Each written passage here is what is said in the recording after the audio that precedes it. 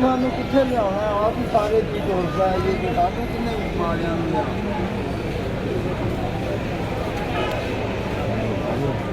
ਉਹ ਧੋਤਿਆਂ ਰੰਗਾ ਚਾਰ ਫੋਟੋ ਬਣਾਉਂਦੇ ਤੇ ਕਾਰਾਂ ਨਾਲ ਬੰਨ ਲਿਆਣੇ ਨਾ ਕਾਲ ਨੂੰ ਤਾਂ ਤੇ ਲੈ थोड़ा उसके पढ़ लिया बगी साहब ने मिला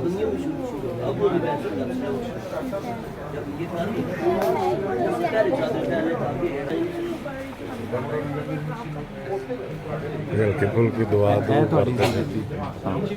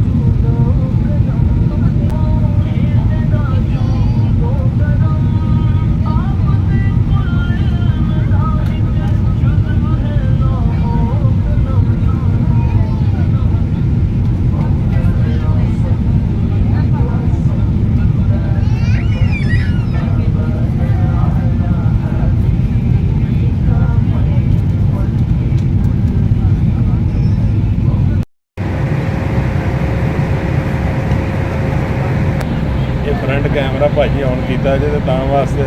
कारी साहब का खब्बा हथ लग रहा वो फतवे ना जड़ते अजे बाद मैं वीडियो च दस दी ना बाद च लोग कहन भी कारी साहब खब्बे हथ में पी रहे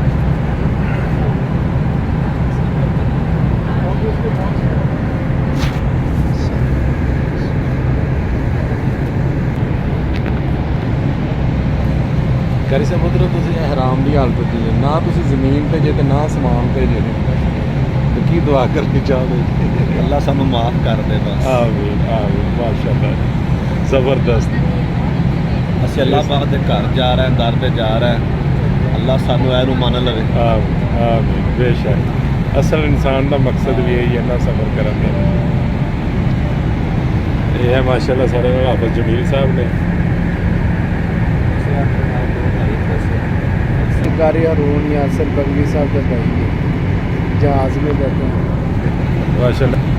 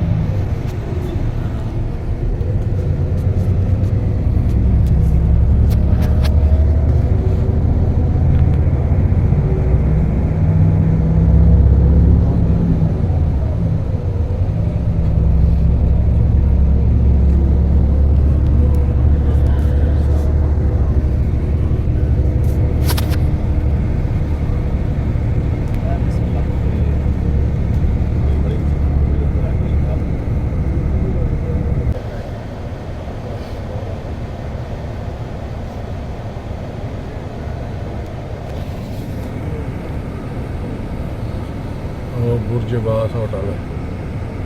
ਉਹਦਾ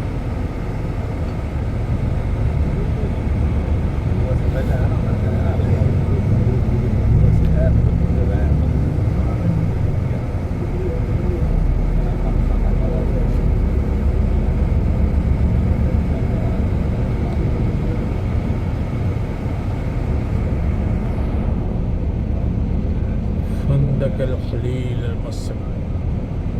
هوتل